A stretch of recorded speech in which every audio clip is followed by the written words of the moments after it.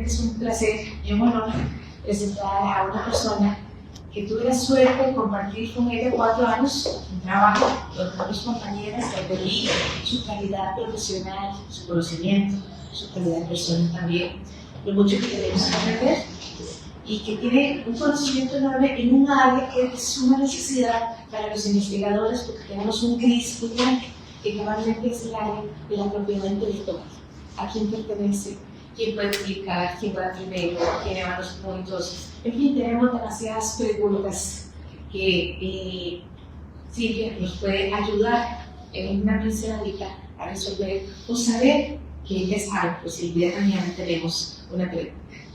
La máster Silvia Salazar es licenciada en Derecho de la Universidad de Costa Rica con una especialización en propiedad intelectual y transferencia tecnológica del Franklin Pierce Law Center de la Universidad de New Hampshire en New Hampshire, Estados Unidos.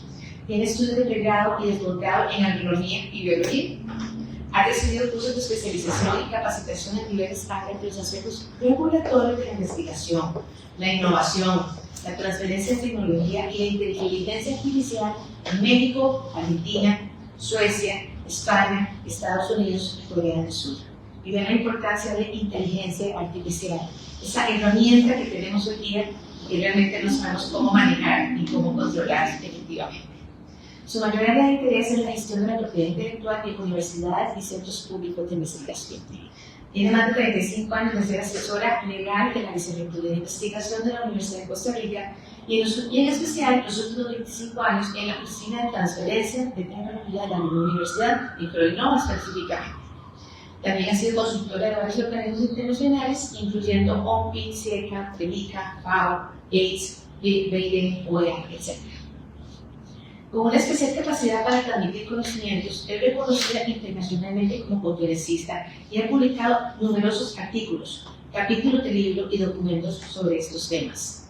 Como parte del equipo de Microinnova, Silvia ha liderado todas las estrategias de protección de propiedad intelectual y transferencia de tecnología en la Universidad de Costa Rica, lo que ha permitido que a la fecha esta institución pública sea líder en la región en materia de propiedad intelectual, protección de propiedad intelectual, transferencia de tecnología y emprendimiento, lo cual incluye la creación de empresas derivadas o los famosos spin-off universitarios. Realmente es un honor tenerla aquí.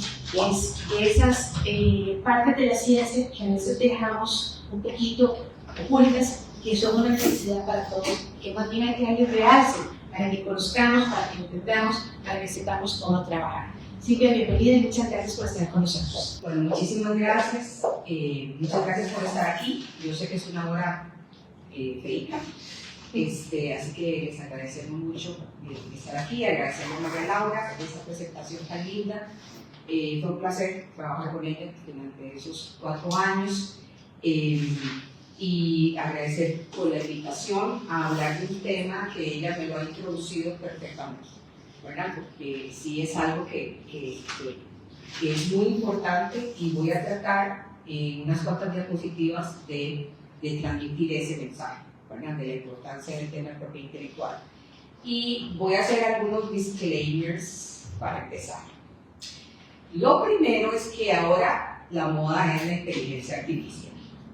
Eso nadie lo quita. Y yo quiero confesar algo, y hay una cuestión que tengo testigos. O sea, hasta hace un tiempo yo no había tocado la inteligencia artificial. Ya, yo me resistí, ¿verdad?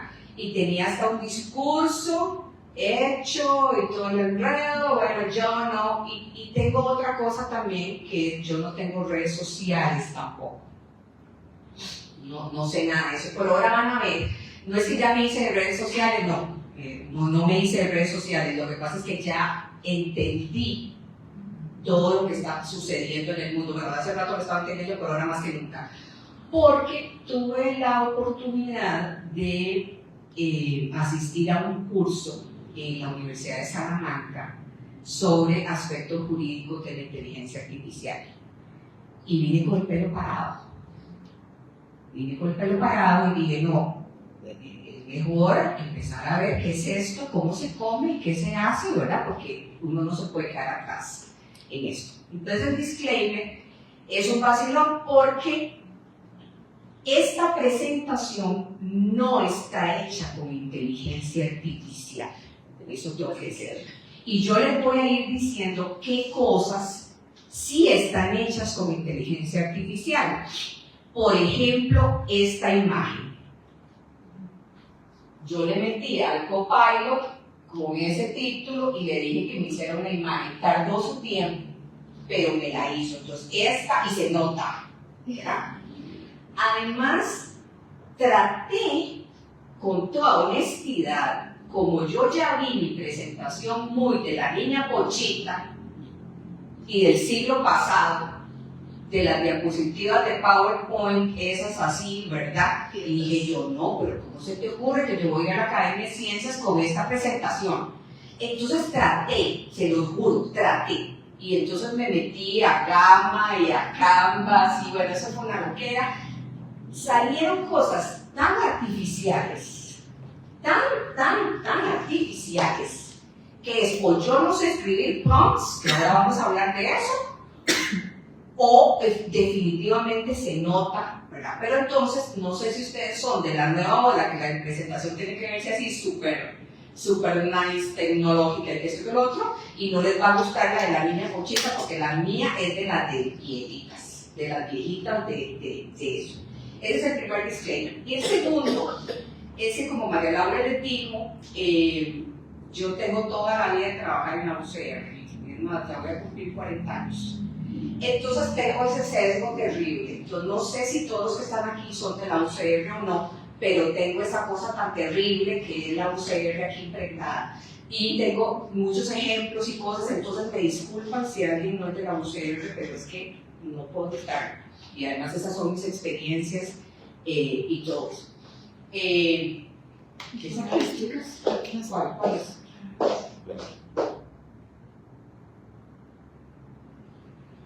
Ya vieron, tecnología cerebral, pero ¿cuál era? Entonces, ¿de qué voy a hablar? Bueno, la propiedad intelectual, ¿por qué debe importarle a un investigador? El sitio de guía de investigación, yo no soy investigadora, o sea, es algo ahí, como les digo, como la niña Pochita, para poderles explicar después lo que quiero transmitir. Algunas herramientas de propiedad intelectual que se reducen a los derechos de propiedad intelectual, cómo aplico esas herramientas y algunas conclusiones científicas. Y no los voy a aburrir con leyes ni nada de eso porque nada que ver, esa no es la audiencia. Pero eso es más o menos de lo que voy a hablar. Y voy a empezar con unas historias que me las hizo la inteligencia artificial, ¿verdad? Pero como no están pegadas del techo, porque todas estas historias las he vivido yo con mis investigadores, porque María Laura sabe que yo le digo mis investigadores porque me pertenecen, yo soy terrible en eso, y a pesar de que fue ella la que, porque me lee la mente, quiero decirles, no me lee la mente, lee todo lo que yo soy, lo que yo hago, lo que yo digo, y entonces por eso es que me contesta las cosas que yo quiero escuchar, ¿verdad? Y las que van con mi manera de pensar. Entonces, vamos a partir de estas 4 historias para tratar de explicar algunas cosas y ver cómo esto se aplica y cómo esto se come. Entonces, primero es un investigador, presenta un resultado de investigación en un congreso y 6 meses después descubre que era patentable. La otra historia es un laboratorio comparte informalmente un microorganismo que luego termina formando parte de un producto comercial. Un estudiante usa inteligencia artificial generativa para redactar parte de un artículo y 2 universidades colaboran en una investigación y al final resulta en una invención. Esto me lo digo la IA, pero esto es la verdad, y no voy a decir los nombres, pero por lo menos estos 2 me resultaron en que me tuve que montar yo en un avión, y esto es absolutamente cierto, en un tiro fui a dar a Brasil y en otro tiro fui a dar, no digo a dónde, en Estados Unidos, en un lugar donde hay una universidad súper famosa. Y tuvimos que meternos ahí y ver cómo salíamos de esos enredos que se hicieron con estas historias, o sea que no son mentiras. Ella me lo dijo, pero yo las he vivido. Y estas también. esta también, esta está súper actualizada, ¿verdad? Y esta ni que se diga. Bueno, esta no tengo una historia, pero esa no me provocó viaje. Pero sí, esto sucede muchísimo y es una cosa a la que hay que ponerle atención. Para tratar de transmitir este mensaje, que está raro porque les estoy diciendo cuál es mi mensaje al principio, pero como no quiero que se vayan, entonces dije, lo de inteligencia artificial lo voy a decir al final. Porque no pude traer un microondas para rifar, pero generalmente yo traigo un microondas y digo, el último que se quede, de los últimos que quedan, les rifo el microondas. Como no pude, porque las escaleras están muy altas, entonces yo lo de inteligencia artificial lo dejé para el final, así que el que quiera escucharlo, pues se va a tener que quedar y aguantar hasta el final. Pero ese es el mensaje. La propiedad intelectual es una herramienta y sirve para proteger los resultados de la ciencia. Aquí estoy hablando como raro porque muchas personas me dicen, no, jamás, eso es un obstáculo, una necedad, qué pereza, bla, bla, bla, bla. Existe para administrar y gestionar el conocimiento que genera la ciencia, genera mayores estímulos para la innovación y generación de conocimiento. Entonces, ese es el mensaje que voy a tratar de transmitir ahora. Este es mi famoso ciclo de investigación de la niña Conchita, ¿verdad? Porque es algo muy simple, es desde el inicio, voy haciendo qué tengo que hacer antes de investigar, qué tengo que hacer durante la investigación, antes de publicar, cuando combina el proyecto y más allá del proyecto. Y entonces, a partir de ese famoso círculo, que me quedó muy lindo, porque está hecho así, como les digo, como la niña Conchita, yo voy a tratar de explicar cómo es que se come este asunto. Entonces, partimos de la ideación, o sea, de cuando yo me siento y digo, bueno, ¿qué es lo que voy a hacer? ¿Verdad? Y aquí es muy importante, porque lo que voy a hacer tratar de hacer en corto tiempo es dejarles unos conceptos básicos claves, que son los que sirven para solucionar casi todos los problemas. Y efectivamente estamos llenos de ideas, ¿verdad? En términos de propiedad intelectual, para poder tener protección de una idea, esa idea tiene que materializarse. Por eso es que mucha gente me llama y me dice, es que yo pensé tal y tal cosa, se me ocurrió tal y tal cosa, pero entonces salió fulanito tal y ya me la copió. Incluso tenemos un caso muy interesante recientemente, con Dos Pinos, aquí sí voy a decir nombres y apellidos porque no importa, se hizo público. Una muchachita salió en TikTok reclamando que Dos Pinos le había robado la propiedad intelectual a ella, porque a ella se le había ocurrido que era una excelente idea hacer helados a partir de los frutines de gallito. ¿Se acuerdan de los frutines de gallito? Y hace poco Dos Pinos sacó los helados, sacó los helados de tapita y sacó porque Dos Pinos compró a Gallito. Entonces compró todas las recetas, compró todo eso y Dos Pinos empezó a pensar y decir, ¿qué hacemos con esto? Pues entonces una muchachita salió en TikTok reclamando que Dos Pinos le había copiado y le había infringido de alguna manera su propiedad intelectual. Ahí no hay absolutamente nada, porque incluso yo puedo manifestar aquí una muy buena idea de hacer algo, pero mientras esa idea no esté materializada, yo no puedo reclamar ningún tipo de derecho sobre eso. Entonces aquí tenemos que introducir el concepto de lo que es la idea versus el producto final, que en términos de propiedad intelectual estamos hablando de una obra o una invención. Entonces, la idea es una representación mental que surge a partir del desarrollo de la imaginación de una persona, que transformadas en concreto en términos de propiedad intelectual se convierten en una obra, que es una creación estética, y una invención que es totalmente lo contrario, que es una solución técnica a un problema. Ahí ya vamos con conceptos. Y muy interesante, otro concepto que está muy tergiversado, muy manoseado y, si me permiten decir, muy prostituido, es el término de innovación. Porque ahora todo el mundo innova y todo el mundo hace innovación. Y no. Y vean qué interesante, proinnova que es la Oficina de Transferencia de Tecnología de Propiedad Intelectual de la UCR, se llama ProInnova, porque nosotros, ni siquiera la UCR, en muy pocas ocasiones, muy pocas, sí existen, la UCR no innova. Nosotros tenemos resultados de investigación y procuramos la innovación y estamos antes de la innovación, pero realmente una invención es una innovación cuando cambia paradigmas y se usa realmente. O sea, cuando está en el mercado, cuando ya entró ahí, eso es lo que es una innovación, ¿verdad? Y sí, efectivamente, no voy a ver una clase de innovación, pero hay diferentes tipos de innovación, de todos tipos, de servicios, de productos, de todo, ¿verdad?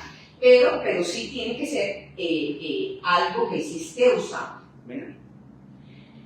Ok, entonces en el famoso círculo, antes de investigar, aunque ustedes digan que no, porque todo el mundo me dice, no, si no tengo nada que ver con ese tema porque hay que tratar, mentira. Un investigador está haciendo decisiones de propiedad intelectual desde el momento en que está pensando en qué hacer del proyecto de investigación y todo el proceso que lo acompaña. Y si ustedes lo ven, todos piden financiamiento. Y los que hacen financiamiento internacional saben perfectamente que el tema de propiedad intelectual sale a reducir desde las convocatorias. Desde las convocatorias, o sea, ya yo estoy viendo, y ahora también el de inteligencia artificial, ya estamos viendo convocatorias que dicen explícitamente se puede usar inteligencia artificial o no la puede usar, cómo la puede usar, etc. Ya ahí estamos hablando de propiedad intelectual, y estamos hablando de titularidad, y estamos hablando de una serie de cuestiones agrarias. Lo mismo con convenios de colaboración, de cooperación, alianzas estratégicas. Aquí estamos hablando de propiedad intelectual, porque la mayoría de estos acuerdos lo que intentan es dilucidar quién es el dueño de los resultados de esa investigación y cómo yo voy a poner a disposición del público esa investigación. Y eso es propiedad intelectual. Imagínense, es que la gente tiene un concepto muy restringido del tema, ¿verdad? Otro tema, cuando hacemos investigación para las empresas, cuando hacemos venta de servicios, por ejemplo, ahí ese es un tema que sale a relucir, son los mismos temas. Titularidades, temas de confidencialidad, ahora lo vamos a ver, los temas de confidencialidad están dentro del tema de propiedad intelectual. Y luego, ya más que nunca, los acuerdos de confidencialidad, o sea, incluso hay investigadores que nos están pidiendo que tramitemos acuerdos de confidencialidad para hablar de propuestas de investigación con colaboradores externos, que no necesariamente son empresas. O sea, todo el mundo está en un mood de protección y de que no se me copie y cosas así por el estilo. Y luego también hay temas de propiedad intelectual cuando usamos materiales biológicos y los transferimos por una u otra razón a nuestros colaboradores, ya sea a nivel nacional o internacional. Antes de investigar, otro tema que está muy de moda, la gestión de datos. Y ya, cuando estaba María Laura de vicerrectora, ya empezamos a ver cómo es absolutamente necesario que los proyectos de investigación que van a generar datos, bases de datos, de ese tipo de resultados, tengan un plan de gestión de datos. Porque ahora, en la era de la inteligencia artificial, lo van a ver, y ese es mi primer statement en relación con la inteligencia artificial, los datos son lo más importante. Ya, o sea, y cómo yo voy a poner a disposición del público o de los terceros esos datos es fundamental. Y ya hay agencias de financiamiento que incluso creo que viene en los nuevos proyectos de Horizonte Europa, que si vas a producir datos tenés que decirles desde antes qué vas a hacer con eso. Eso lo que va a significar es que vos ya tenés que saber desde antes qué vas a hacer con esto, cómo lo vas a divulgar. O sea que no tiene nada que ver que sea abierto o que sea cerrado. O sea, por eso les digo, el pensar en términos de propiedad intelectual significa qué voy a hacer con eso, no necesariamente implica que esté abierto o que esté cerrado. Y ahora lo van a ver. Y luego otro tema, que es ahora el uso de IA. Que lo voy a restringir, que lo voy a reducir a eso porque podría hablar 3 días sobre eso y más ahora que vengo pilosita. Estamos en una maraña que yo espero que ustedes concuerden conmigo. No sabemos qué hacer. Si uso inteligencia artificial y lo digo, me critican. Si no uso inteligencia artificial, me critican. Si los muchachos la usan, los criticamos. Así es. Entonces, aquí tenemos una maraña que sinceramente, la editorial de la UCR salió con un manifiesto diciendo que no va a permitir IA en sus publicaciones. Y yo me quedé diciendo, ¿what? ¿Y esto qué? ¿Vamos a pagar la edad de piedra? ¿O cómo es el asunto? O sea, esto no es un tema de sí o de no. No. Ese es un tema de regulación, de regularlo. Y sí me parece también, que es una opinión muy personal, que los muchachos, los estudiantes, que para mí son nuestra razón de ser, están muy confundidos y pobrecitos. O sea, están muy confundidos realmente. Y la Universidad de Costa Rica hizo un intento, está haciendo un intento, pero muy así como por encimita, de tratar de regular esto, pero esto hay que agarrarlo ya, porque ya nos agarró tarde, y dejar esto un poquito más claro en todos los ámbitos universitarios. Y aquí, por si después me quieren invitar, porque tengo otra conferencia que es cómo la IA impacta a la universidad desde el punto de vista de la gestión administrativa, la docencia y la investigación. Y cómo uno puede regular, porque obviamente ya las universidades en Estados Unidos, en Europa, están haciendo ese tipo de planeaciones y de cuestiones. Ahí. Ok, durante la investigación van apareciendo ahí también activos intelectuales y van apareciendo, entonces, esto que es muy importante, que alguien me dijo ahí, bueno, alguien no, escuché en el consejo universitario a alguien diciendo algo que dije yo, Santísima Trinidad, que esto no era importante para la investigación, y yo dije, what?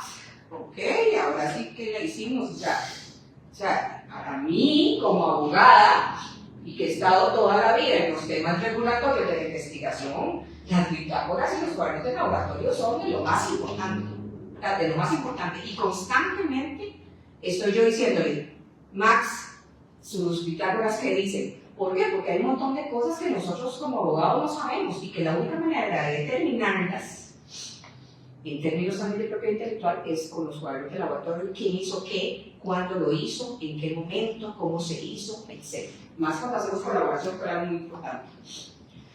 Usamos software, algoritmos, creamos bases de datos, tenemos colaboraciones internacionales, tenemos estudiantes haciendo trabajos finales de graduación dentro de nuestros proyectos, y ahí empieza usted a enredar la cosita, ¿verdad?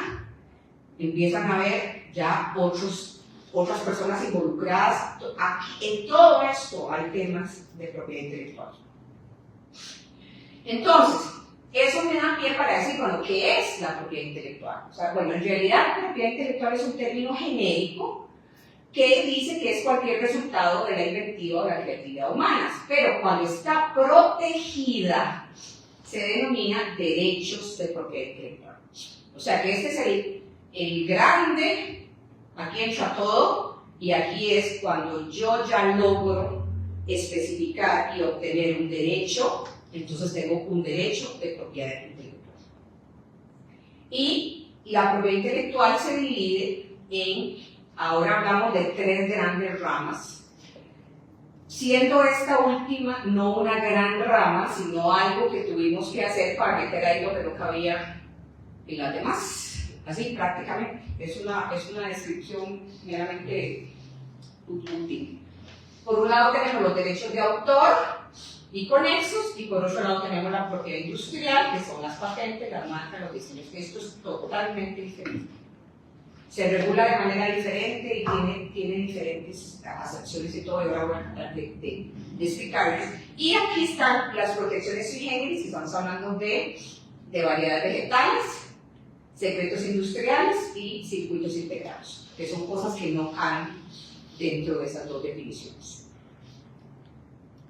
No todos los resultados de investigación se protegen de la misma manera, entonces ahí estoy tratando de decir algunos resultados y de cómo se protege eso.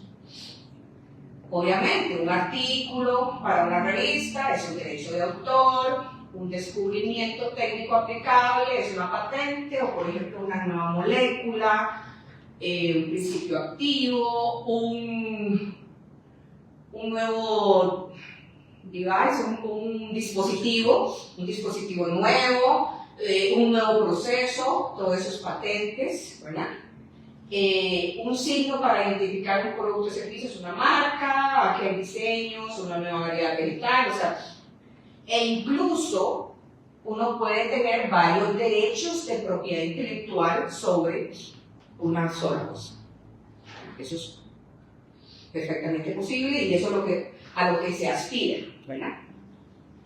Si alguien tiene una duda o algo, me levantan la mano con mucho gusto. Entonces también eso me da pie para hablar un poquito, porque como les digo, esto, como dijo María Laura, es una pincelada, yo no puedo aquí hablar de tanto tiempo de esto, pero los derechos de autor protegen las obras expresadas por escrito.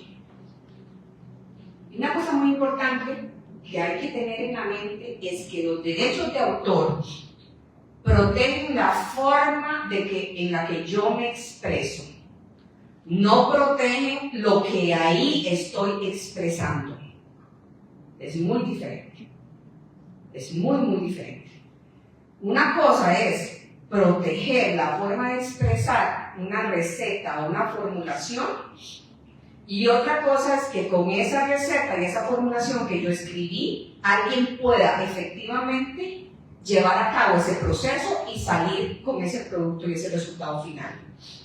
Si yo tengo algo que está en un artículo científico y ahí describo la fórmula para el champú que quita la calvicie, la única protección que estoy obteniendo es sobre la forma en que yo expresé esas ideas, no sobre la formulación en sí, ¿verdad? Y eso hay que tenerlo. Y vean, esto parece de perogrullo, pero ¿verdad?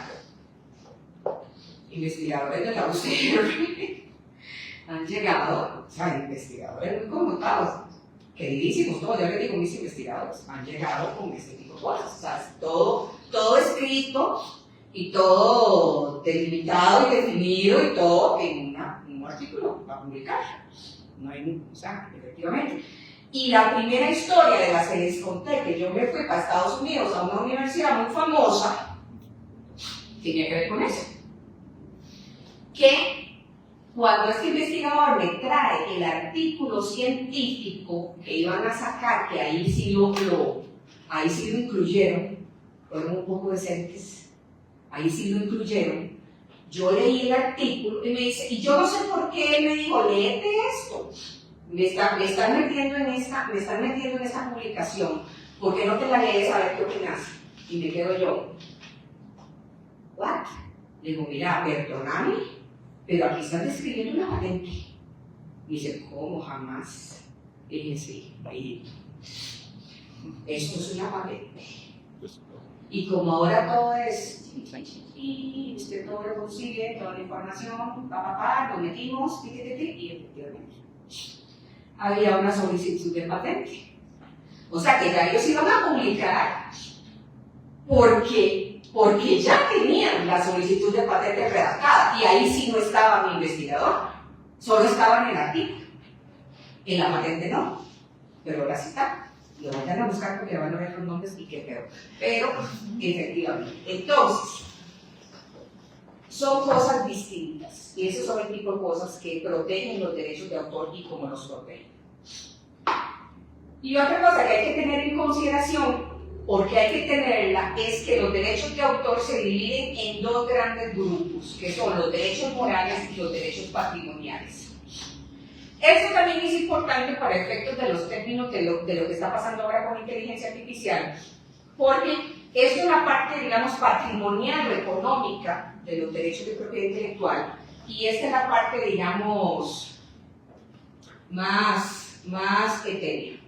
¿Qué es lo que pasa? Que yo más adelante les voy a contar por qué muchos de ustedes vienen de las universidades de Estados Unidos, entonces vienen con una concepción de lo que es derecho de autor que no tiene nada que ver con lo que tenemos aquí, porque Estados Unidos se maneja por una cosa que se llama copyright, que es sustancialmente distinto a lo de nosotros. Nosotros tenemos un derecho que se llama derechos de autor. En Estados Unidos hay un énfasis en esto y no tanto aquí, ¿verdad? Entonces por eso es que la gente me dice, ay, sí, es que en Estados Unidos hicimos, es que en mi universidad hicimos, y digan, sí, mijito, pero es que estamos aquí en Costa Rica, o sea, ahora estamos aquí en Costa Rica, entonces uno tiene que cambiar de chip, ¿verdad? Entonces aquí, ¿qué es lo que pasa con eso? Obviamente es que usted tiene derecho a siempre ser nombrado como el autor de esa obra. Esto no existe en Estados Unidos, obviamente, porque esto causa unas que ya les quisiera decir yo. Eso terminó, no quiero hacer chismes, pero bueno, eso terminó con aquel famoso mural del señor Casapont en el parqueo de música. O sea, esto, ahí terminó. Entonces al final sí se convierte en... Pero es porque fue muy inteligente, quiero decirles. Muy inteligente, porque el abogado, y ya estoy con chismes y me están grabando, el abogado Casafón fue demasiado inteligente y no planteó un tema de propiedad intelectual, planteó un tema de daño moral. Es diferente. Y al juez no le quedó mal, o sea, el daño moral estaba totalmente, o sea, yo vi esas sentencias y no había nada que hacer, o sea, obviamente no hay nada que hacer, aún no tenía nada que hacer. Y aquí estamos en el tema de quién tiene derecho a reproducir esa obra. Que ahora esto significa muchas cosas en la era digital. Porque antes era Gutenberg con la imprenta, ahora no. Ahora son unos maes con unas supercomputadoras que van a llegar ya a las cuánticas haciendo todos estos derechos y el ejercicio de todos estos derechos y sobre todo el de transformación. Que no lo voy a aburrir con eso porque eso es para abogados, pero para que más o menos sepan. Ok, yo les decía las diferencias entre copyright y derechos de autor. ¿Por qué? Porque, por ejemplo, en términos, no sé si se acuerdan de esta famosa foto de este guapísimo, que se me olvida el nombre, pero ya lo veis como oficio, Bradley Cooper. ¿Se acuerdan de ese momento? O sea, para decirles que esta foto la tomó este chico que está aquí, es guapísimo, y para nosotros él es el autor de esa obra. ¿Por qué? ¿Por qué es el autor de esa obra? Porque él fue el que tocó no sé cómo se llama, el clic, él fue el que hizo el clic. Y aquí hay toda una historia, porque en el guión, porque eso parece que es improvisado, pero no, gente, no es improvisado. O sea, en Estados Unidos no hay nada improvisado. El guión decía que esta chica, que era Ellen DeGeneres, tenía un contrato firmado para hacer esto y subirlo a Twitter, porque a Twitter le interesaba poner algo que fuera súper atractivo para que todo el mundo estuviera viendo Twitter en ese momento. Pero Bradley Cooper se le fue arriba sin saber realmente a quién pertenece esta foto, depende de quién le pregunte, depende de dónde esté usted, ¿verdad? Lo mismo con este señor aquí, que también es famosísimo, yo me imagino que lo han visto. O sea, este tipo, bueno, no sé si es un tipo, pero este señor se tomó una foto. Él se tomó una foto. Entonces hubo toda una controversia de a quién pertenece esa foto. E incluso hubo una sociedad protectora de animales que lo representó legalmente, aduciendo que él era el autor. Porque esa foto produjo plata. Es que ese es el problema. Por eso les digo, o sea, si la foto no produce la plata, a nadie le importa. Las fotos mías no importan, pero esta sí importa. Esta importa. Esta importa también, ahí donde la ven. Ahí donde la ven, esta importa. Y esa también, ¿verdad? Entonces, al final el juez en Estados Unidos determinó que ese señor no es persona y no puede ser autor. Y por ahí vamos, ya les voy dando. Y por ahí vamos a la inteligencia artificial. O sea, vamos con un poco de coherencia, ¿verdad? Y esta es la famosa doña Eugenia. ¿Se acuerdan de doña Eugenia? La que le llamó el tipo la que le llamó a la empresa que le quitaban el internet. Y vean que después se hizo toda cantidad de cosas con las frases de ella, y ella en algún momento reclamó que esas eran frases de ella. Pero esto no llegó a ningún lado, porque, o sea, soy abogada y estoy trabajando, lo debí haber dicho yo como 500.000 veces en sus 40 años de estar en la UCR, ¿verdad? O sea, que ella reclame que lo está diciendo ella es totalmente visible, ¿verdad? Pero sí es el discurso de ella, o sea, porque no sé si se acuerdan que eso trascendió el audio, ese fue todo el tema de la demanda de ella, ¿verdad? Que trascendió el audio. Entonces, empiezo a hablar de cosas áridas, porque ya empiezo a ver las preguntas. Pero entonces, ¿quién es autor? En realidad la ley de nosotros no tiene una definición de autor, pero el reglamento sí. Y es importante para ir calentando el tema de la inteligencia artificial, porque el artículo 3 del reglamento de la ley de derechos de autor dice la persona física que realice la creación intelectual. Y aquí, con ustedes investigadores, hay un rollo que yo tengo 40 años de estar peleando con ustedes. Porque han desvirtuado totalmente lo que la ley dice, y yo lo digo aquí no importa. Y ahí, en autores de artículos, entra Raimundo y todo el mundo. Y hay una repartición de autorías a tal punto que han desvirtuado totalmente, porque he visto artículos con 600 autores, ¿verdad? Que eso es prácticamente imposible. Mi mensaje: sigan haciendo lo que ustedes hacen. Yo no me voy a pelear con ustedes. Eso yo le llamo usos académicos. Es más, ya lo incorporamos en los contratos de la Universidad de Costa Rica, ¿verdad? Miren, acá lo ponemos. Las publicaciones serán de acuerdo con los usos académicos, para no pelearme con usted, porque yo no tengo ganas de pelear. Antes sí, pero ya ahora no. ¿Verdad, Max? Pero ¿qué es lo que pasa? Que yo siempre les tengo que advertir. Si hay un reclamo, yo sé lo que el juez va a hacer. Y es que va a decir, ¿quién fue el que se sentó en esa computadora y tecleó? Eso yo no sé, porque eso yo no estoy inventando. Eso está en las sentencias alrededor del mundo. Entonces, ojalá que nadie reclame, porque si no se va a hacer un despelote del tamaño de la catedral, ¿verdad? Porque yo he visto de todo, hasta gente, técnicos de laboratorio como autores, o sea, a ese nivel. Y hay gente que me ha dicho a mí, es que como él me procesó la muestra, o sea, los han tokenizado, como los datos ahora de la inteligencia artificial, son como tokens de gratitud. O sea, yo te meto mi artículo porque vos me metes en el mío y yo te meto, o sea, así, o sea, a ese nivel. No importa, ya les dije, no importa. Yo lo único que me preocupa es que cuando alguien reclame, todos tengan conciencia de que lo que el juez va a decir es quién fue el que realmente escribió. Y otra cosa importante es que una cosa es ser autor y otra cosa es ser titular del derecho. Porque la titularidad puede ser originaria, o sea, yo puedo ser el autor y también tengo titularidad, pero también puede ser derivada, ¿verdad? Y entonces es muy difícil de explicar a gente que no son abogados y no quiero tampoco abrumarlos con eso. Pero sí es importante porque hay algunas cosas que sí son de la Universidad de Costa Rica.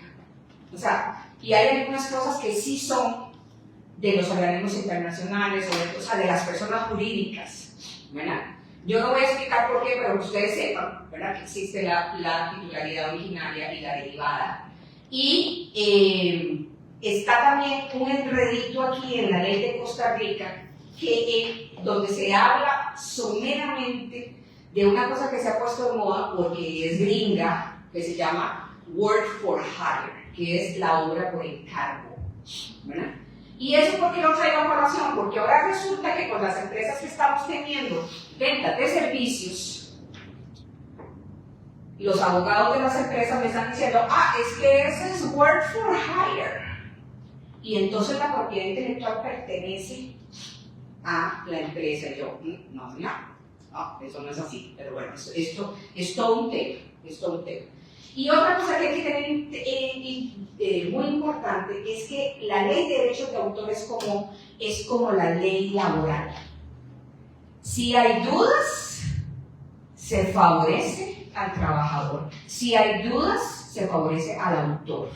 Entonces eso es una cosa que es muy importante. Y por eso, la cesión de derechos, o sea, que alguien se haga, que haya una transferencia del dominio de ese derecho de autor, tiene que constar por escrito. No hay que usted me dijo y que se infiere y que no sé qué, eso no. Contar. Entonces, Silvia, sobre ese caso. Silvia, yo sé que se lo voy a pedir. Sí, hágame feliz. ¿Sí? Cuando uno, por ejemplo, tiene una disertación doctoral, uno tiene que ceder los derechos, eso sería la titularidad, pero yo sigo siendo doctor. Y es un requisito de graduación. Está bien, un problema muy grande. Sí, es un requisito de graduación. Correcto. Bueno, aquí no. No lo poses. En Estados Unidos. Sí, por supuesto. Eso es bueno, es que por eso yo digo, es que yo no puedo hablar mucho de los Estados Unidos, porque yo lo que sé es que ellos son ellos y nosotros somos nosotros. No, yo estoy en Estados Unidos, pero lo que quiero decir, sí, hay que verlo diferente, ¿no? Y además es diferente, ¿verdad?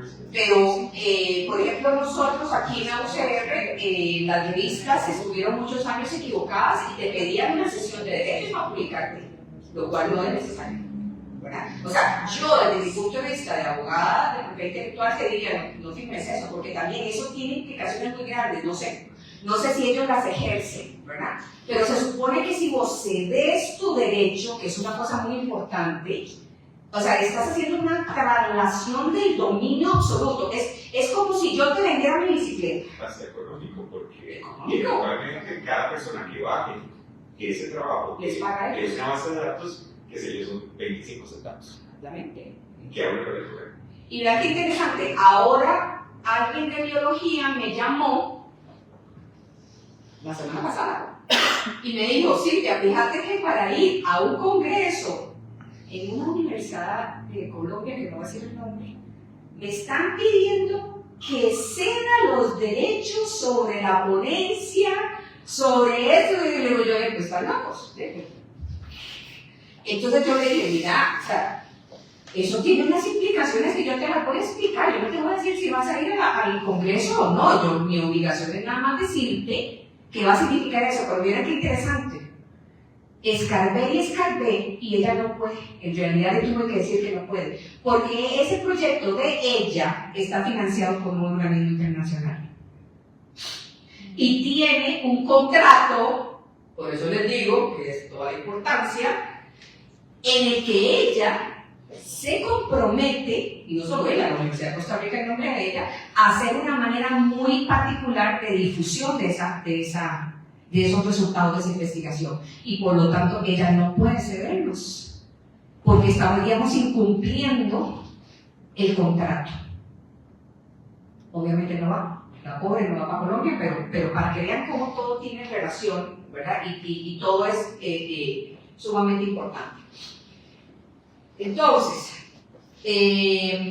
ya les dije de la importancia de la titularidad de la obra, quién pertenece a la obra. Hay que diferenciar entre los derechos morales y los derechos patrimoniales. Como el contrato tiene que ser por escrito, en la otra hay que tener claridad en las negociaciones y tiene que constar por escrito. Por eso les digo. Y aquí en la claridad de las negociaciones les estoy hablando no tanto en el contexto de ustedes, sino, por ejemplo, cuando la universidad contrata a diseñadores gráficos, por ejemplo, para hacer logos, que eso lo están haciendo las unidades académicas, aunque no se puede hacer, pero bueno, lo siguen haciendo. Y hay que diferenciar de la ocasión de un contrato de servicios, o sea, por eso les digo, todo esto tiene que pasar por los abogados, porque esto no está claro en la ley, no está claro en nuestra ley, y es un tema muy sensible, digamos, es un tema muy sensible. Porque si no hay claridad, se interpreta a favor del autor, ¿verdad? Y hemos visto ese tipo de cosas, ¿verdad? Un diseñador gráfico que posteriormente lo podemos afirmar en una sesión y que no sea de acuerdo.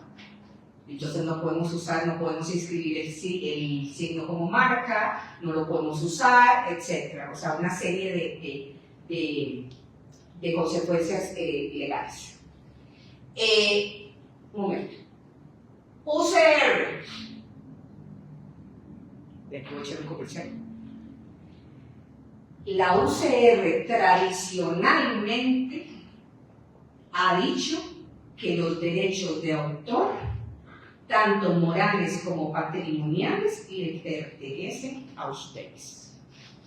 Y eso yo lo he alimentado, defendido, etc., hasta la muerte. A pesar de que ustedes no se han dado cuenta, el reglamento de investigación vigente en este momento dice exactamente lo contrario. Porque al Consejo Universitario se le ocurrió eso tan bonito. Y ha tenido consecuencias legales, se lo digo.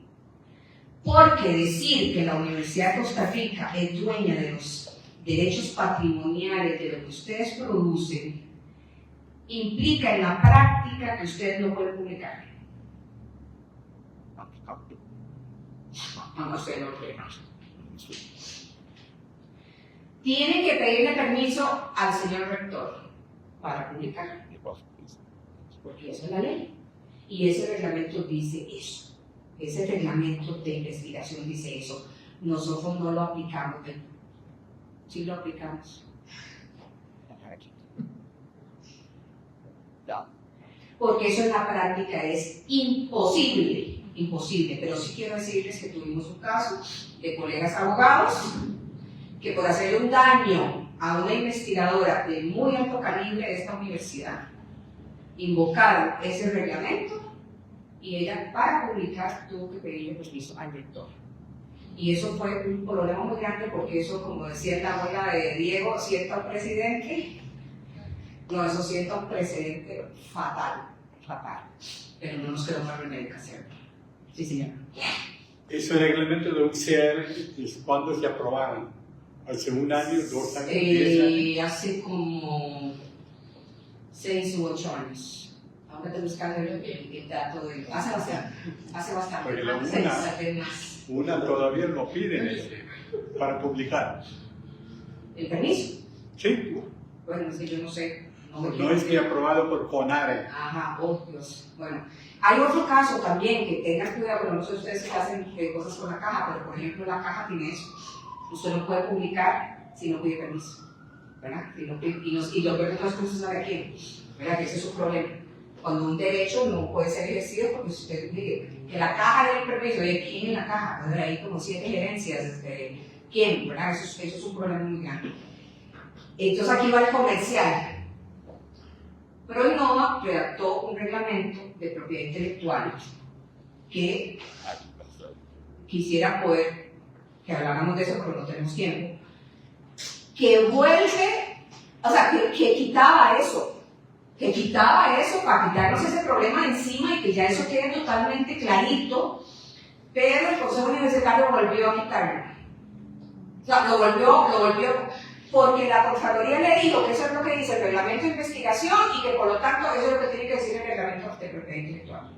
O sea, ay no, yo estoy criticando demasiado, me van a echar.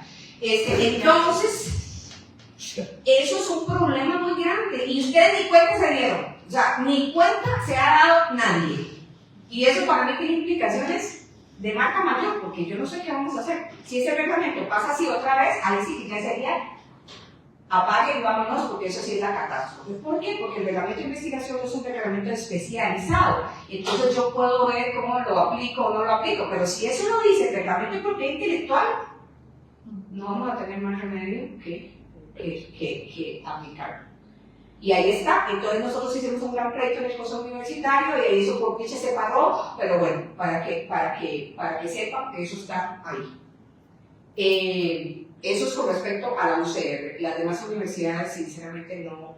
Quizás tengo la idea, pero no quiero meterme en terrenos donde no manejo muy bien. También me interesa que sepan lo que es el dominio público. ¿Por qué? Porque no lo dije antes, pero que algo esté disponible electrónicamente y que esté en internet, eso no significa que sea de libre uso. Jamás. O sea, no, eso no es así, ¿verdad? Lo que cambia es el soporte en el que está la obra, pero las obras siguen teniendo protección. Y eso es una cosa muy importante. A menos de que hayan caído en el dominio público o a menos de que yo me aplique una excepción, ¿verdad? Pero entonces, si tienen dudas con respecto a esto, llaman a Premno, ahí está mi teléfono, el de Diego, el de que sea, y preguntan. Eso es muy importante. Entonces ustedes pueden preguntar, ¿verdad? Pero entonces, el que hagas que en el dominio público es cuando las cosas pasan de los 70 años después de la muerte de los autores. O de la primera publicación. Este rollo es interesantísimo porque este rollo lo mantenemos con la gente de arte, de IARTE y de artes. Porque llegan, o sea, tenemos que buscar si ya se murió el viejillo, si no se murió, si lo podemos reproducir, o sea, ¿verdad? Esto es importante para ellos, para poder reproducir obras en artículos o en cualquier otro tipo de documentación. Pero eso es para decir que algo que está en internet no necesariamente significa que sea de dominio público, es otra cosa, ¿verdad? Es otro concepto. Entonces, ¿quién es el autor de una publicación? Ay, me disculpen, se me perdió el signo de interrogación. De acuerdo con nosotros, el que escribe, el que está detrás de la computadora. Yo sé que ese concepto a ustedes tal vez no les gustó, pero bueno, ese es. Si alguien utiliza mis muestras, datos, ¿tiene que reconocerme como coautor? No. Y ahí les he dicho, ponga un agradecimiento. Ponga un agradecimiento. Y digo que fulano me llevan datos o que me llevan las muestras. Eso es, digo yo fácil, no sé. Formo parte de un equipo de investigación. ¿Siempre debo incluir a los demás miembros como coautores? Depende. Si participaron en la elaboración del artículo, por supuesto que sí. Pero si me dieron ideas, o si me revisaron, la revisión no es autoría. Y me da risa porque los muchachos entregan unas tesis que da pavor, ¿verdad que sí? Yo por eso dije, nunca más en la vida vuelvo a revisar tesis. O sea, yo exactamente me voy a volver loca. Primero, no saben redactar y segundo, la parte de ortografía son algo espeluznante. Entonces, y de todo, entonces yo dije, no, pero hacer una revisión, porque hay gente que me ha dicho a mí, es que me entregó algo terrible y yo lo tuve que volver a escribir. Sorry, eso no es coautoría ni autoría, eso no es otra cosa. Entonces, ¿cómo hago para contestar esas preguntas? Primero, muy importante, lo que dice la ley, ¿verdad? Porque ustedes no lo saben, pero para eso me llaman a mí, lo adhieren. Lo que digan los reglamentos internos, los convenios entre instituciones, la práctica y cualquier otro compromiso entre las partes. Por eso les dije, cuando esta muchacha me llamó, yo no me quedo solo ahí, hay que buscar si ella tenía un contrato firmado para ese financiamiento, porque ahí descubrimos que ella no podía, aunque quisiera, ceder sus derechos a ese congreso, ¿verdad? Porque no lo podía hacer porque había un contrato previo. Al final, ya vamos, al final, me pregunto, ¿cómo voy a divulgar? ¿Verdad? Y aquí les digo, estas preguntas son propiedad intelectual. Decir que yo voy a poner todo en acceso abierto es una decisión perfectamente posible.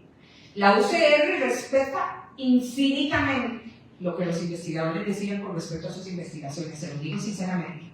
O sea, nosotros cuando hacemos patentamiento y cuando hacemos licenciamiento, es porque los investigadores están de acuerdo en hacerlo. Nosotros somos incapaces, aunque la universidad puede tener un criterio, somos incapaces de hacer algo en contra de la opinión del investigador, porque eso no tiene ningún sentido. Porque es un enemigo que nos estamos ganando. Preferimos no hacer nada a que la persona esté incómoda con esa decisión, ¿verdad? Entonces, todo lo que hacemos, porque la Universidad de Costa Rica respeta enormemente lo que los investigadores quieren hacer con sus resultados. Publicaciones, transferencia de tecnología, licenciamiento, en spin-offs. Hay un montón. ¿Cuántos spin-offs tiene la UCR? Spin-offs son empresas creadas mayoritariamente por funcionarios universitarios de tecnología y de resultados de investigación de la UCR. Y esto sucede, ¿qué tenemos? Como 22 o 24. Correcto.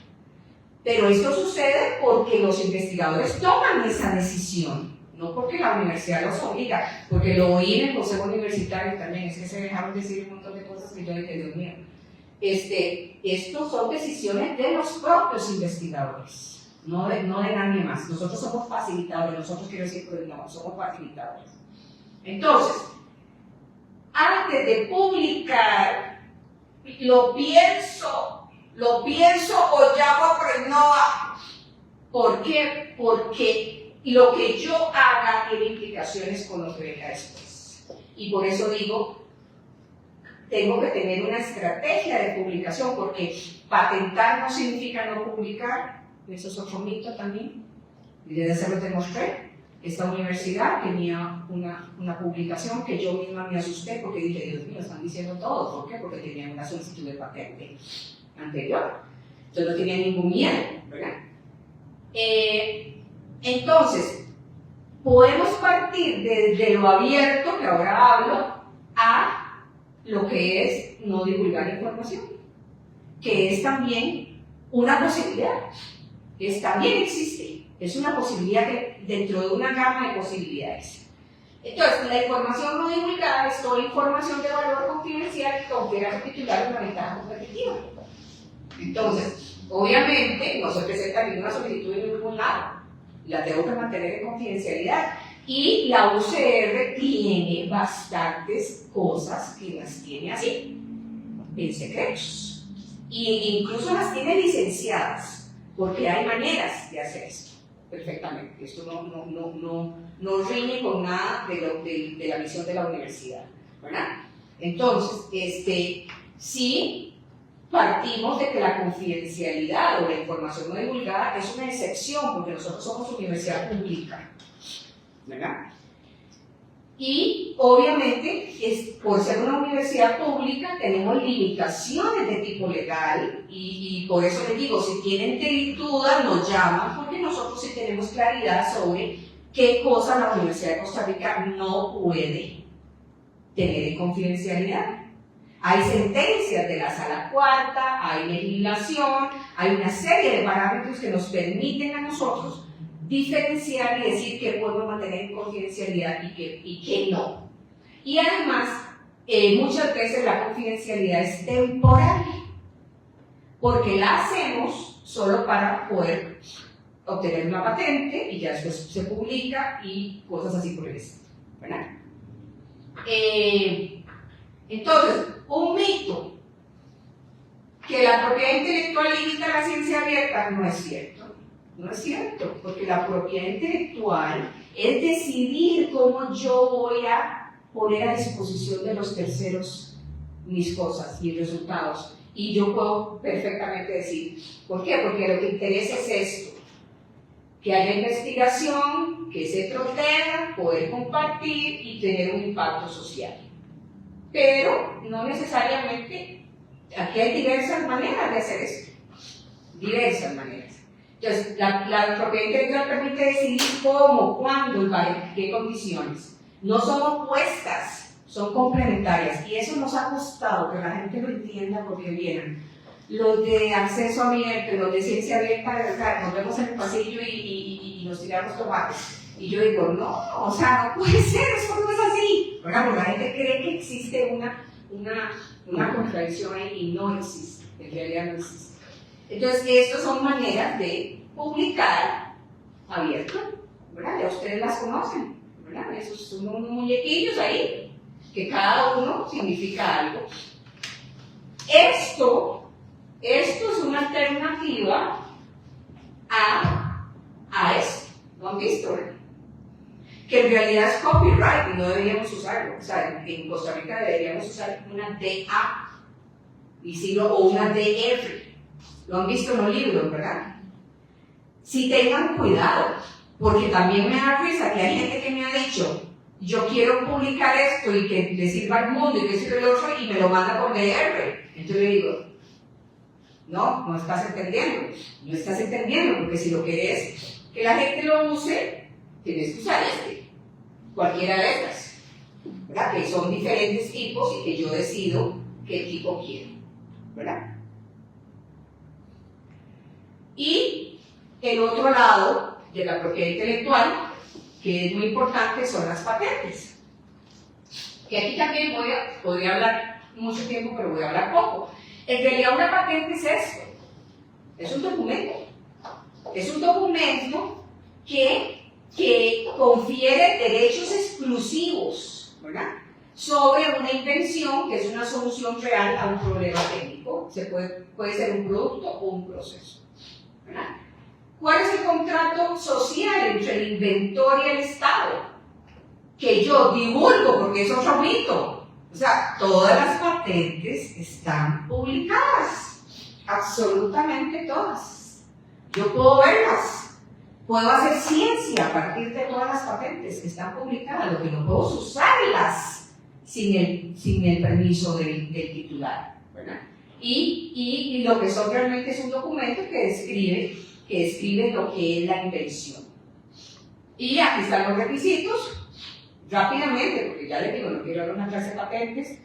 Una invención tiene que ser nueva, tiene que tener nivel inventivo, o sea que no puede ser obvia, y tiene que poder usarse.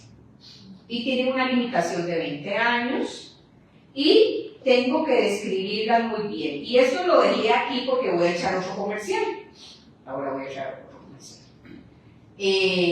Ustedes no se tienen que preocupar por eso. Ustedes nada más llaman a Prenova y dicen, yo creo que tengo algo que es protegible por patente. Y nosotros vamos a hacer todo el trabajo, pero no todo, no, lo vamos a guiar también y usted nos va a ayudar. Pero usted no necesita saber todo eso. Para eso la universidad ha apostado por tener una oficina de transferencia de tecnología, que es otro comercial que voy a echar. Y lo he estado echando últimamente. ¿Por qué? Porque por iniciativa de don Gabriel Macaya es que la universidad apostó al tema de propiedad intelectual desde 1985. Por eso es que yo tengo 40 años de estar aquí y soy prehistórica. Porque don Gabriel en algún momento dijo, esto es importante, voy a darle importancia. Y efectivamente, eso culminó en que la Universidad de Costa Rica tiene una de las oficinas de transferencia de tecnología más exitosas de América Latina, a la par de Chile, Colombia, México, Argentina. O sea, somos mejores que las peruanas, que para un país como este, eso es realmente increíble. Ya, realmente increíble, porque se tienen muy pocos recursos. Pero eso es porque la universidad efectivamente ha apostado por esto y ha invertido en esto. Y quiero hablar de las reivindicaciones porque las reivindicaciones son una parte del documento de patente que es muy importante porque es el que le da el alcance. Como ustedes saben, esto se trata de infracción. O sea, ¿para qué tengo una patente? Para limitar a otro. ¿Cómo hago para limitarlo? Tengo que decirle a dónde estoy. Es exactamente como su casa, ¿verdad? Ustedes tienen un plano catastrado que dice que su lote va de aquí a aquí y de aquí a aquí y aquí. Y si un viejo se mete ahí, ¿qué está haciendo? Invadiendo. Esto es exactamente igual. Es exactamente igual. O sea, las reivindicaciones lo que hacen es limitar. son una descripción que limita, y si usted se metió un poquito para acá, me está infringiendo. Si no se metió, no me está infringiendo, ¿verdad? Entonces, y por supuesto que están soportadas en la descripción. ¿Por qué estoy hablando de esto? Porque aquí el único que sabe cómo hacer esto, o sea, el único que nos puede dar la información de cómo hacer esto es usted, porque usted es el investigador, usted fue el que lo desarrolló. Diego y yo podemos saber cómo se redacta, Diego y yo podemos saber qué ponemos primero, pero nosotros no hicimos la invención. Y entonces el comercial es que para que la universidad pueda patentar, ustedes tienen que llenar un documento que se llama OPI, o Declaración de Invención, y les da una pereza, y no saben, y que no sé. Entonces yo les digo, sin chocolate no hay cacao, sin cacao no hay chocolate, es al revés, sin cacao no hay chocolate. O sea, el único que nos puede dar esta información es usted. No tenemos otra opción. Y eso también lo digo de comercial porque en el consejo universitario también se dijeron un montón de cosas con respecto a esto que nada que ver, ¿verdad? Pero entonces esto es muy importante y ese es el comercial. Y luego, sí hay que ver qué funciona más, si mantener el secreto o si tener una patente de invención. Y hay toda una serie de parámetros que se utilizan para determinar eso, ¿verdad? Este es un análisis que nosotros hacemos con los inventores, con los investigadores, ¿verdad? Y los vamos guiando en eso, ¿verdad? Pero eso quiero que se les quede presente. Esto es una decisión estratégica que hay que hacer, ¿verdad? Y el tema álgido, y aquí sí también, esto es súper álgido, súper álgido. ¿A quién pertenecen las invenciones desarrolladas en investigación, ¿verdad? Y aquí tengo que decir que la ley de patentes de Costa Rica fue redactada hace muchísimo tiempo y obviamente no contempla un montón de opciones y de posibilidades. Entonces, la ley dice, determina titularidad de acuerdo a la relación de trabajo, y el problema con la universidad es que la universidad no contrata para hacer patentes. Es más, la universidad no contrata para hacer investigación. Ustedes saben eso, ¿verdad? Ustedes son docentes que tienen el derecho de que se les asigne carga académica para hacer investigación. Eso tampoco significa que van a patentar. Hay un montón de gente que se queda en investigación básica, incluso aplicada, y no logran nunca una patente, y eso tampoco está mal. Son decisiones de las personas. Pero, entonces, sin entrar en detalles, porque no me quiero enredar en mis propios mecates, lo que puedo decir es que esta ley, a nuestro concepto, no soluciona el problema. Y no lo ha solucionado en muchos países, y por eso esos países han sacado leyes especiales, o incluso en su ley de patentes, han tenido un artículo, un inciso que dice a quién pertenecen las invenciones desarrolladas en las universidades públicas, obviamente, y todos dicen a las universidades. Eso también tiene unas implicaciones prácticas, que nosotros se las explicamos siempre a todos los investigadores. En primer lugar, en patentes, la cotitularidad es muy complicada. No es lo mismo que decir que yo soy coautor de un artículo científico. No, es algo muchísimo más complicado. Entonces, la cotitularidad no es una opción viable ni práctica, ¿verdad? Eso en primer lugar. Y en segundo lugar, es un proceso muy caro. A todo el mundo, es un proceso caro, y entonces los investigadores no tienen capacidad para asumir. Porque yo les he dicho, bueno, si usted quiere cotitularidad, que es lo que me dicen a mí las universidades extranjeras, tenemos que pagar a medias. Así es. Digamos, yo tengo patentes, es que yo soy muy de pro. Pero la UCR tiene patentes con Harvard, con UCLA, con Wisconsin, con universidades en Dinamarca, etc. Y la mayoría tenemos que pagar. En una no, porque les digo que yo lloro como nunca. Harvard y Wisconsin, lloré tanto, y somos tan pobres, que nosotros lo que le vamos a ocasionar a ustedes es que ustedes no van a poder avanzar porque nosotros somos tan pobres que nosotros los vamos a jalar para atrás, entonces mejor usted paga. Y efectivamente, así es, y así están los contratos. Entonces hay que llorar porque estos son procesos carísimos y nosotros no tendríamos opción de otra cosa. Entonces,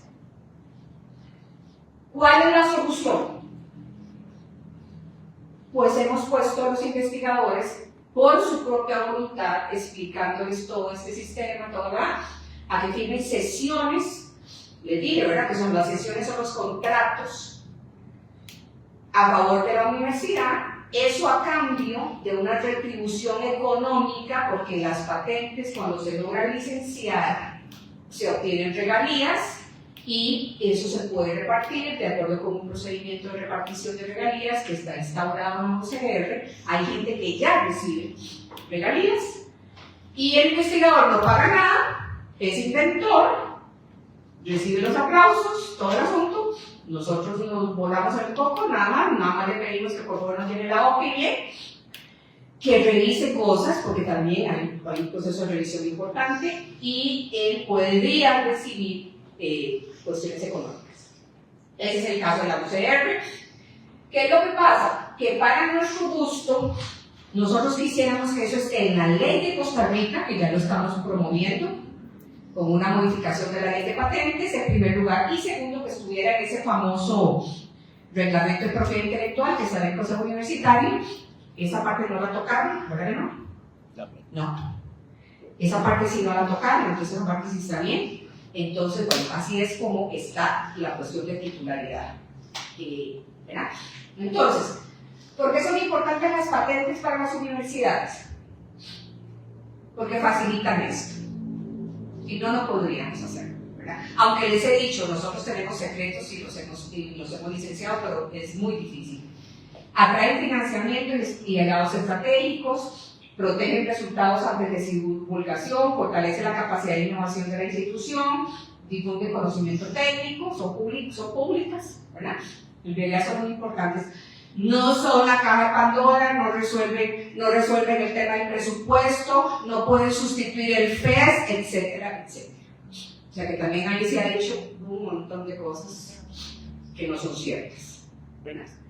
Y para empezar con el tema de IA, y no creo que mucho, pero hablarles un poco de transferencia de tecnología, que como les dije, es una opción dentro de todas las opciones que tengo para divulgar los resultados, ¿verdad? Entonces, la transferencia de tecnología es un proceso mediante el cual los resultados se transforman en productos, servicios, políticas públicas, soluciones tecnológicas, que se transfieren al sector socioproductivo para su comercialización, que puede ser gratis. Nosotros tenemos licencias gratuitas, damos licencias UCR, da licencias gratuitas, sobre todo al Ministerio de Trabajo, al Ministerio de Educación Pública, o sea, otorgamos un montón de licencias sobre software, sobre un montón de cosas que son propiedad intelectual de la universidad, que tenemos que reconocerlas como tales, pero que en realidad son transferencia de... Ahorita, por ejemplo, muy cercano el software para la Comisión Nacional de Emergencias para gestionar emergencia a nivel país fue desarrollado en la sede de Golfito, ¿sí? del sur. Eso lo acabamos de hacer, que es una cosa bellísima. O sea, un investigador de la sede del sur desarrolló toda esa plataforma para emergencias nacionales y la UR la puso a disposición de la Comisión Nacional de Emergencias gratuita, obviamente, ni que fuéramos, o sea, por Dios. Pero ¿qué es lo importante? Es que la sociedad reconozca que esos son nuestros resultados. Y eso es lo que le damos a la sociedad, pero no se los quieren reconocer, ¿verdad? Y hacer énfasis aquí entre la diferencia de tecnología, entre la diferencia, que ya les dije, ceder es vender, licenciar es dar un permiso. La UCR prefiere licencias, ¿por qué? Porque sigue manteniendo el control sobre las tecnologías, ¿verdad? Por eso nosotros, la gran mayoría de las cosas que hacemos es licenciar. La UCR no cede propiedad intelectual, es muy difícil, o sea, hasta el momento nunca lo hemos hecho, ¿verdad? Esto, licencia es como la de conducir, que es un permiso, una autorización, y usted sigue siendo titular del derecho de propiedad intelectual. Ok, ahora sí la voy con inteligencia artificial.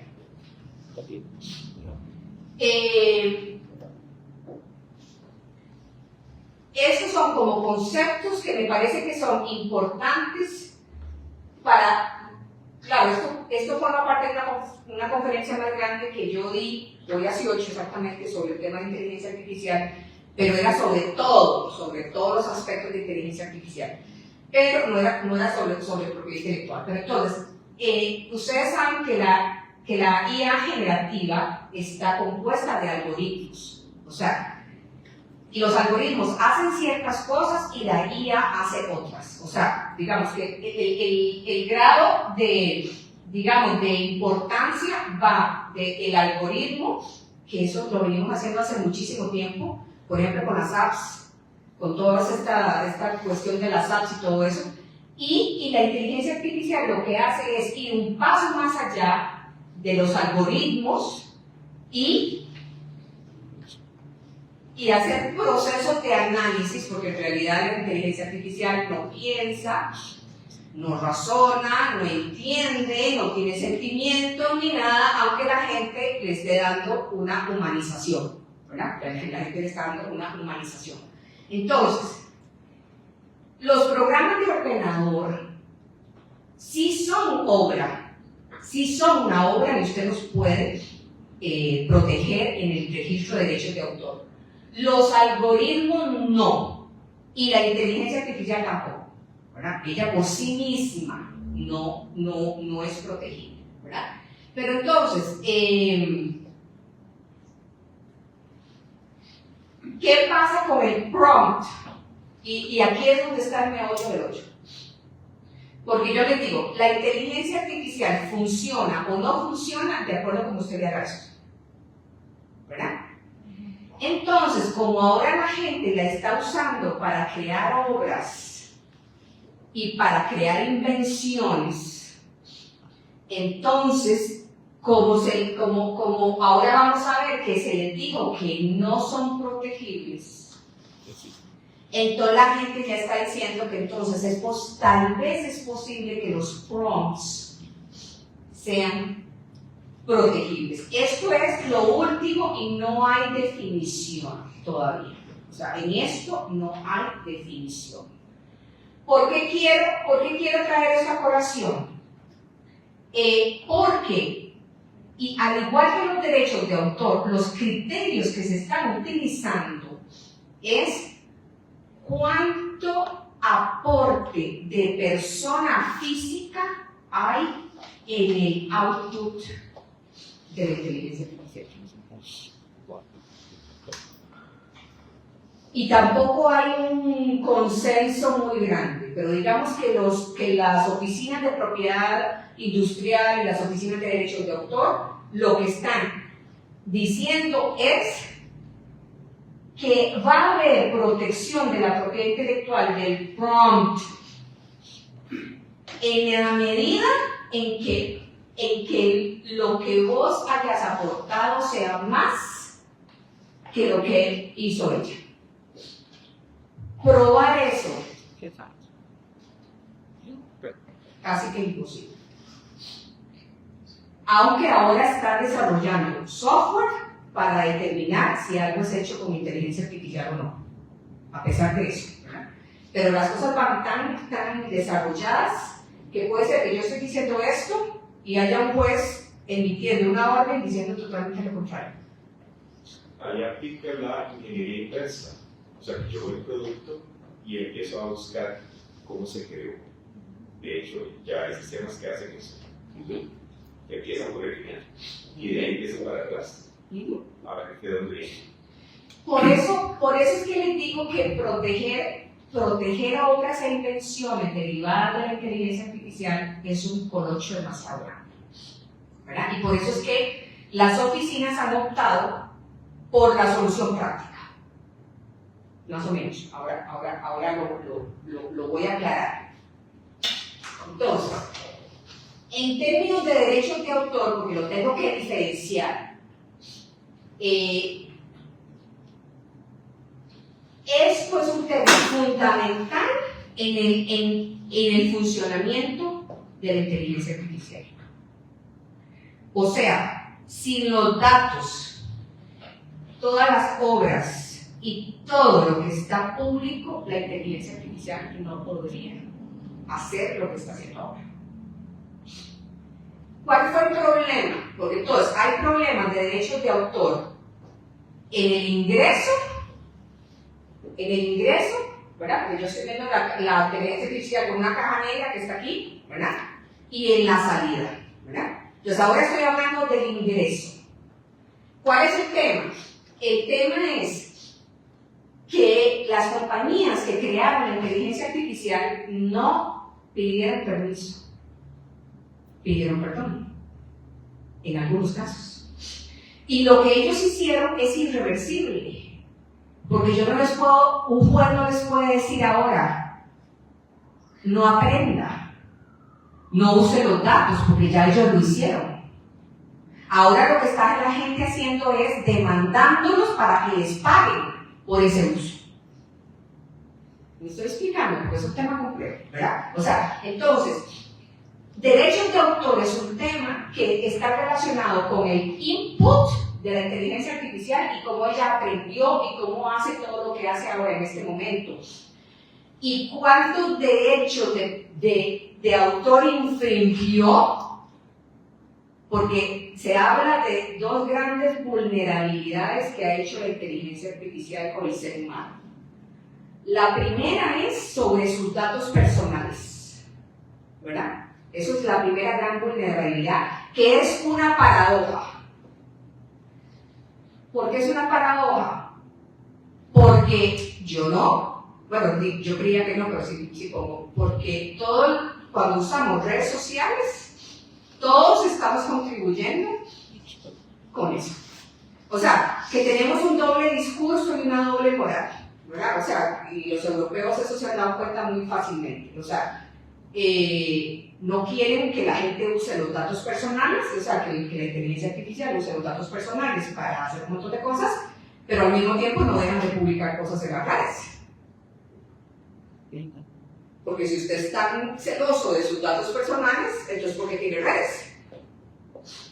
¿Y por qué digo que yo sí estoy contribuyendo? Porque en el curso me doy cuenta que a pesar de que yo no tengo Facebook, ni TikTok, ni Instagram, ni nada, estas compañías, a pesar de lo que dicen, están monitoreando Teams,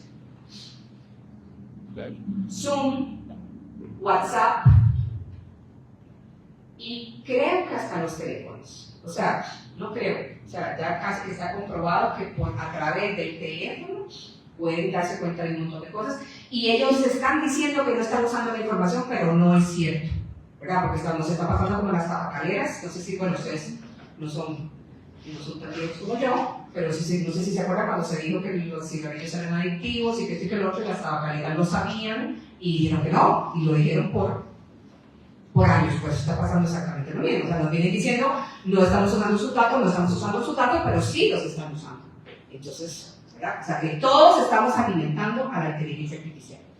Entonces, el tema, como les dije, la segunda gran vulneración es los derechos de autor, ¿verdad? Porque ellos están utilizando un montón de cosas que pertenecen a terceros y que a ellos no les pertenecen. Entonces, estos se denominan negocios parasitarios. ¿Por qué? Porque dependen de los datos para poder dar un servicio, ¿verdad? Ok, entonces, una de las cosas que estaba haciendo, que fue lo que respondió las compañías de inteligencia artificial como OpenAI y todos esos, fue que, por ejemplo, ellos no estaban infringiendo los derechos de autor, porque por ejemplo aquí usted le metía una imagen y salía otra. ¿Se acuerdan de eso? Y que estuvo de moda también hacer cosas estilo Ghibli, estilo Rembrandt, estilo, ¿verdad? Entonces sí, efectivamente los jueces dijeron, en estos casos no hay infracción, pero es que una cosa, o sea, es un tema muy complicado. ¿Por qué? Porque ¿cómo hizo la inteligencia artificial para aprender a hacer esto? Usted tuvo que haber alimentado de otro montón de cosas que sí estaban protegidas. Es que es muy complejo, ¿verdad? O sea, esto es lo que se ha dicho en tribunales, ¿verdad? Entonces, ¿se acuerdan cuando hablamos de los derechos patrimoniales? Y yo dije que era el derecho de reproducción, el derecho de transformación, el derecho de comunicación pública. Estos son los derechos que se ven comprometidos con el uso de la inteligencia artificial, ¿verdad? Y aquí es donde están las demandas y donde está el meollo del cosa. Ahora me dijo Diego que hace pocos días un juez de Estados Unidos determinó que efectivamente las compañías tienen que pagarle más de 1.500 millones de dólares a un grupo de personas titulares que se unieron para demandarlos, ¿verdad? Y el juez determinó que sí infringieron el derecho de transformación, ¿verdad? Y por eso los están condenando a pagar eso. Y ya hay casos en Alemania, en Europa, en Estados Unidos, y ya empieza a verse eso, ¿verdad? Que ellos están condenados a pagar. Obviamente existe excepción para hacer minería de textos y datos, eso sobre todo en la Unión Europea, que es la única región del mundo donde se ha regulado la inteligencia artificial. La tienen súper regulada, súper regulada. Entonces, ahí sí se permite la reproducción y el almacenamiento de datos para hacer minería de textos, ¿verdad? Ahora, en términos de patentes, ¿puede la inteligencia artificial ser inventora? No. Y ya esto está probado. Este es el famoso caso, si quieren entran y lo ven. Este señor, solo por molestar y por poner a prueba a todas las oficinas de patentes del mundo, puso la inteligencia artificial a hacer dos invenciones, una tasa refractaria y no sé qué otra cosa más, y la metió y puso que el titular y el inventor era la inteligencia artificial. Y claro, ocasionó una revolución del tamaño de la catedral, ¿verdad? Revolucionó el mundo. Entonces, pero ya todas estas oficinas, la oficina de Japón, la oficina de Corea, la oficina de Estados Unidos, la oficina europea de patentes, la australiana, todas se han manifestado. Y el consenso es que no, que la inteligencia artificial no puede ser inventora, como tampoco puede ser autora. Tampoco puede ser autora. Y solo Sudáfrica la concedió, que es el único país del mundo donde hay una patente a nombre de una inteligencia artificial. Y en Australia, la oficina de patentes la otorgó, pero la corte después la revocó. Ahora, este es el caso en el que yo le hago un prompt. Vean qué interesante, ella no lo puede hacer ella. O sea, alguien le tiene que alimentar el prompt, ¿verdad? Pero entonces, ese señor era para probar el sistema, ¿verdad? Y ver si efectivamente si la IA podía ser inventora o no, ¿verdad?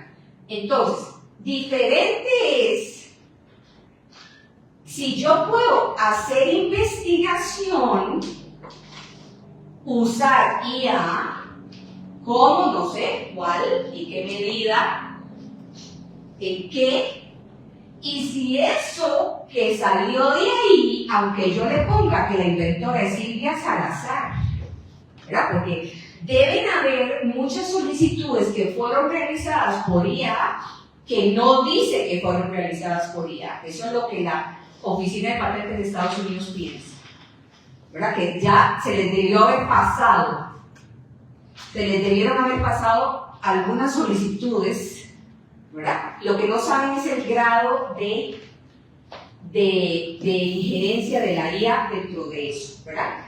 Entonces, esto que es una muy buena pregunta y que tiene que ver con mi primera diapositiva, cuando estoy planeando la investigación, ¿verdad? Depende de lo que yo vaya a hacer, tengo que pensar en esto, definitivamente, ¿verdad? ¿Cómo voy yo a... ¿Saben qué es esto? ¿Cómo es esto? Yo lo uso, no sé si usan materiales biológicos. Esto es como cuando a mí me llegan con una invención y lo primero que les digo es de dónde viene el material biológico, ¿verdad? Por todo el tema de acceso a recursos genéticos y el protocolo de Nagoya y todo ese rollo. Ahora vamos a estar en este cuento. De ahora en adelante vamos a estar en este cuento. El consenso es que la IA es una herramienta y que se equipara, incluso la Oficina de Patentes y Marcas de Estados Unidos tiene una lista de equiparación y te dice, usar en tu investigación IA es lo mismo que usar tal microscopio. Usar IA en tu investigación es lo mismo que usar tal programa para definir una molécula. O sea, si alguien la quiere, yo la tengo, pues eso tiene que estar en internet. ¿Verdad? Entonces ya ellos están diciendo, usted puede usar la IA como una herramienta, exactamente igual como haría, diciendo que utilizó el, no sé, es que yo me quedo corta para ejemplos, pero ¿verdad? O sea, exactamente igual. Y el debate ahora, que es un tema no resuelto, es si tengo que declarar eso y a dónde. Lo lógico, según una corte alemana, es que lo tengo que decir en la reivindicación. Tendría que decir, en esa reivindicación tendría que decir, yo llegué a este resultado porque le metí este prompt o este, no sé.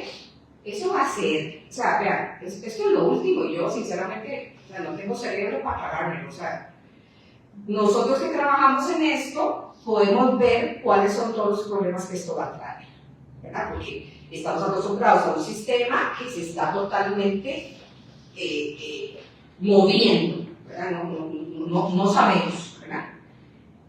¿Qué es el tip? ¿Qué es el tip que quiero dejar aquí como mensaje? Yo les dije que las patentes tienen que tener novedad, ¿verdad? Les dije.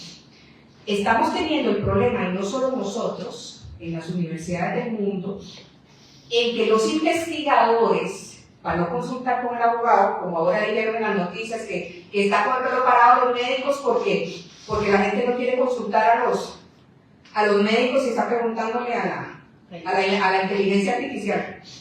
Ajá. Entonces están metiendo prompts describiendo sus invenciones para que la inteligencia le diga si eso es patentable o no, lo cual es una locura.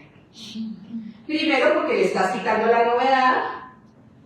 ¿Por qué? Porque la IA es pública, o sea, esos tipos tienen toda esa información. El día de mañana te dicen, mire, usted lo publicó tal día, y eso no tiene novedad. Entonces tengan mucho cuidado porque sé porque me lo confesaron, que ya tenemos investigadores en la UCR que están usando la IA para preguntarle si eso es patentable o no. Y eso está como un investigador que puso una fórmula que descubrió y la puso en el título de la publicación. O sea, yo no pude hacer absolutamente nada porque estaba la fórmula totalmente escrita. Tengan cuidado con esto, hay que pensar en esto, ¿verdad? Hay que pensar en esto. Y en derechos de autor, ya les dije, la IA no puede ser autor. ¿Por qué? Porque el concepto de autor está ligado a una persona humana. Y no solo aquí en Costa Rica como se lo define, sino que también en Europa, en Estados Unidos también. El concepto de creatividad es un concepto inherentemente humano, ¿verdad? Ahora,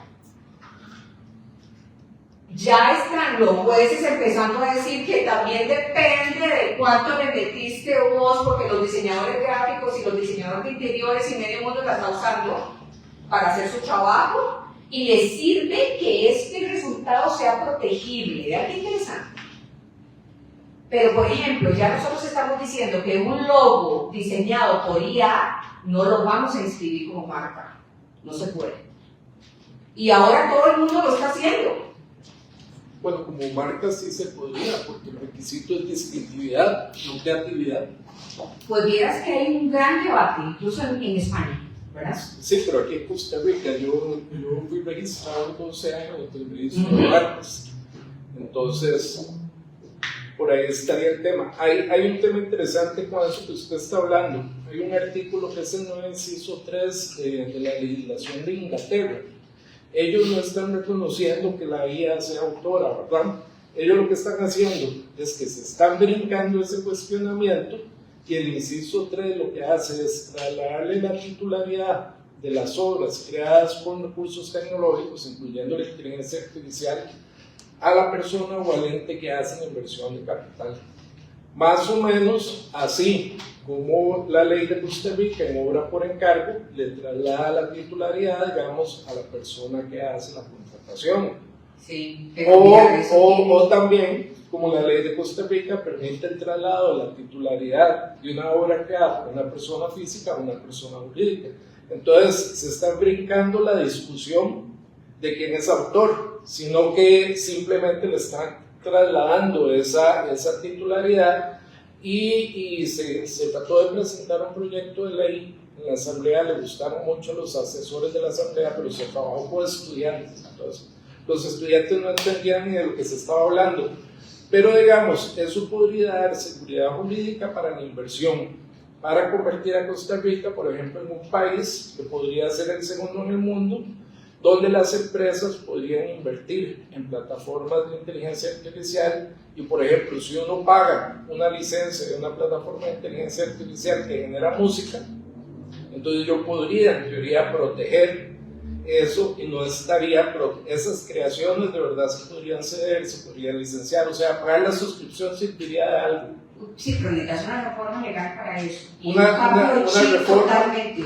O sea, nos brincamos la discusión de si es autor, porque incluso eso de autor es muy vacilón, porque hay resoluciones muy viejas de Estados Unidos, que Estados Unidos se basa en el common law y ellos dicen que la autoría requiere intervención humana.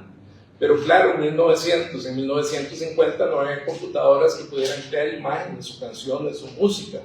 Y la legislación de Costa Rica, si bien tiene esa acotación que usted dice de persona física, también viene persona jurídica, también tiene traslado, pero la legislación de Costa Rica se enfoca en originalidad.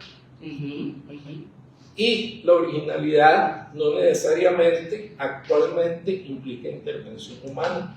O sea, por años se ha venido entendiendo, porque no vayamos tan lejos, hace 5 años o 10 años no había computadoras que pudieran crear verdaderamente obras originales, pero ahora es un tema de discusión, porque yo lo conversaba mucho con Mauricio Villegas, que trabaja con ustedes, entonces, porque él dice que la legislación de Costa Rica dice que requiere intervención humana, pero esa es la interpretación jurisprudencial de Estados Unidos, que es la que ha permeado a México, a Canadá y a otros países del mundo. Pero si uno analiza la letra de la ley lo que dice es originalidad.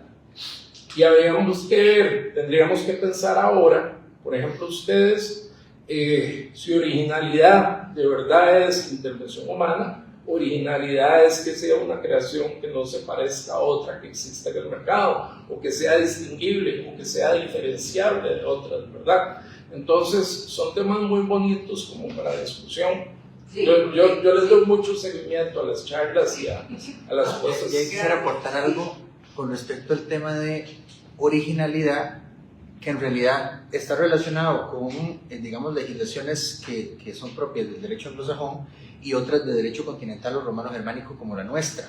Entonces, el concepto de originalidad para el derecho anglosajón es el famoso derecho de originalidad objetiva. Es original siempre y cuando no exista nada igual o similar a nivel doctrinal, no a nivel normativo, siempre y cuando no exista nada igual o similar en el estado del arte previo. Ese es el concepto de originalidad objetiva en el derecho anglosajón. Para nosotros, que venimos del derecho continental o romano-germánico, originalidad es, la obra es original siempre y cuando, y aquí es esencial la parte, digamos, humana, refleje la impronta personal del autor. Yo no quisiera decir qué significa eso. ¿Refleja o no la impronta personal del autor? Si la refleja, entonces sí. Insisto, esto es un tema de discusión a nivel doctrinal, no normativo. O sea, no, yo te estoy diciendo, o sea, vamos a ver, yo estoy reconociendo, y además estoy dando una pincelada, ¿verdad? Porque todo esto está debatido, todo esto, pero digamos, nosotros que venimos del derecho romano germánico, asociamos mucho los derechos de autor con los derechos humanos y con la expresión de las ideas, ¿verdad? O sea, es un acto humano. Digamos, o sea, yo entiendo que vos puedes hacer un cambio en la legislación y para tener un asunto comercial puedes tomar una decisión, perfectamente. El asunto es quién va a provocar eso, porque es un cambio de chip. O sea, nosotros digamos, no todos los cambios, vamos a ver, nosotros no podemos asumir cosas que hace Estados Unidos, que ha sido un error enorme, digamos aquí el chato comercial, porque los gringos nos quieren meter a nosotros cosas que son de ellos, que no se ajustan, y nos las han metido en tratados internacionales, nos han metido en un montón de cosas, y entonces se ha hecho, ¿verdad? O sea, nuestra ley, vos lo sabes muy bien, está llena de un montón de barrabasadas, porque nos han obligado a hacerlas y no necesariamente, ¿verdad? Están cumplir con todos los requisitos y con toda nuestra manera de ver el mundo, ¿verdad? Porque sí quiero decir algo, porque he hablado demasiado, pero esto tiene mucha relación con los valores, o sea, con los valores, con la manera mía de percibir el mundo, ¿verdad? O sea, tiene mucho, las respuestas tienen que ver mucho con eso, ¿verdad? Entonces, voy a seguir porque está diciendo, yo no sé cómo ustedes siguen aquí escuchándome. Entonces, la IA infringe los derechos de autor. O sea, esto está totalmente judicializado. O sea, esto va a depender a quién le preguntes y a dónde se lo preguntes, ¿verdad? Y si les interesa, vayan dándole seguimiento a todas las sentencias que van saliendo sobre esto. Un juez puede decir que sí, otro juez, vean, este es un precedente enorme. Que las han hecho en Estados Unidos pagar $1.500 millones, eso va a ser un presidente sentado muy importante, ¿verdad? Entonces, todo eso depende, ¿verdad? Y no les voy a explicar por qué, pero aquí hay un dilema que me interesa mucho para una universidad y para gente que está en investigación, o sea, ¿qué vale más? ¿El desarrollo tecnológico o proteger la propiedad intelectual? Ya, esto se arrastra de mente, eso es un tema, es otro temazo, Porque si vos te pones demasiado exquisito a decir que todo esto está protegido, que las compañías tienen que pagar, que bla, bla, bla, ¿qué van a hacer? Se repliegan. ¿Qué pasó con los transgénicos? Se murieron. Porque la Unión Europea se puso a hablar y ahora muy pocos productos, o sea, había un gran potencial de hacer agricultura con transgénicos y eso está totalmente vedado, ¿verdad? Entonces eso es una cosa importante.